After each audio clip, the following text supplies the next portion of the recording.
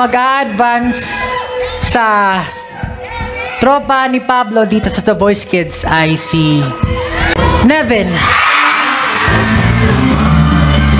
Talagang gulat na gulat ang reaksyon ni Makmak nang tawagin nga po ang pangalan ng kanyang best friend na si Nevin na pasok nga po sa Grand Finals ng The Voice Kids at magre-representa nga po sa tropa ni Pablo. Naging matalik na magkaibigan kasi sila kasama ng isa pang bata na si Jello nang magkasama nga po sila sa team nga po ng tropa ni Pablo. Todo nga po ang suporta nila sa bawat isa, lalong-lalo na nga po nila Makmak at Nevin na pareho nga pong nakapasok sa Grand Finals at nung tinawag nga po ang pangalan ni Makmak na siya nga po ang napili ni Coach Julie, ay agad nga pong napayakap si Nevin sa kanya bilang suporta nga po sa kanyang best friend na si Makmak. Talagang deserve nilang dalawa na mapabilang nga po sa mga grand finalist ng The Voice Kids 2024 at ngayon po ay pakinggan po natin ang sample na kanta ni Nevin.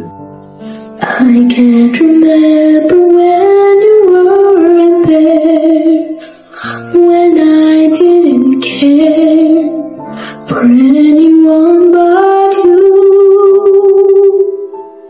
I swear we've been through everything there is.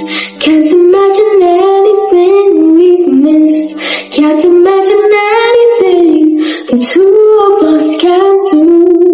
Through the years, you've never let me down. You've turned my life around. The sweetest days I've found with you. Through the years, I've never been afraid. I love the life we've made, and I'm so glad I've stayed right here with you through the years.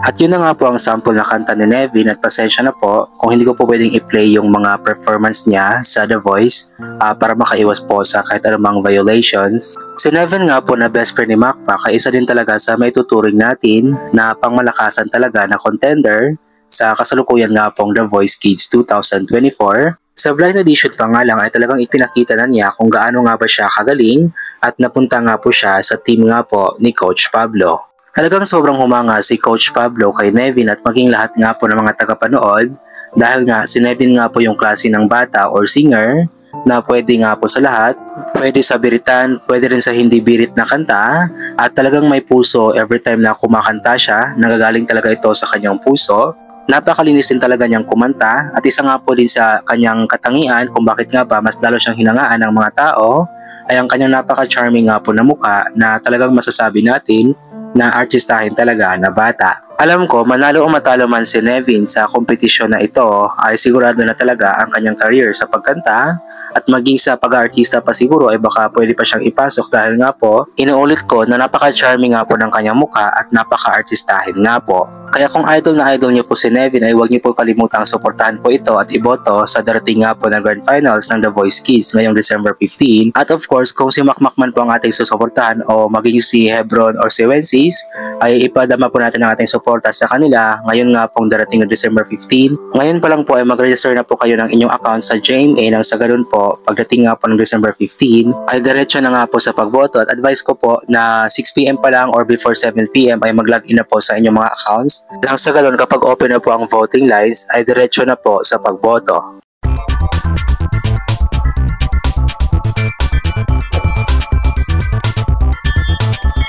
Sa ating pagpapatuloy ay magbabasa po tayo ng iilan sa mga komento ng mga taong nagmamahal at sumusuporta kay Nevin at Makmak. Unahin po natin itong komento mula kay Karin Flores. Sa lahat ng batang nasa bawat team ng TVK, mula sa blind audition, sobrang gagaling nyo, walang tapon sa inyo, mas lalo kayong nag-improve dahil sa pag-guide ng mga coach na napili nyo at kahit matapos na ang TVK, sana huwag nyo kalimutan lahat ng natutunan nyo sa mga naging coach nyo, lalo na yung nabuong friendship nyo dyan sa TVK at lagi ninyong tatandaan kahit anong mangyari, huwag nyo susukuan ng mga pangarap nyo. Congrats and good luck, Nevin, Adam Garciniego at Makmak. Mula naman kay Main Ong, in terms of total package, definitely he nailed it. He is my grand winner. Sana lang maganda ulit ang maging performance niya this upcoming Sunday. God bless you. My ranking last Sunday's performances, top 1 Nevin, top 2 Makmak, top 3 Jerica, pero famous si Hebron kaya siya napili.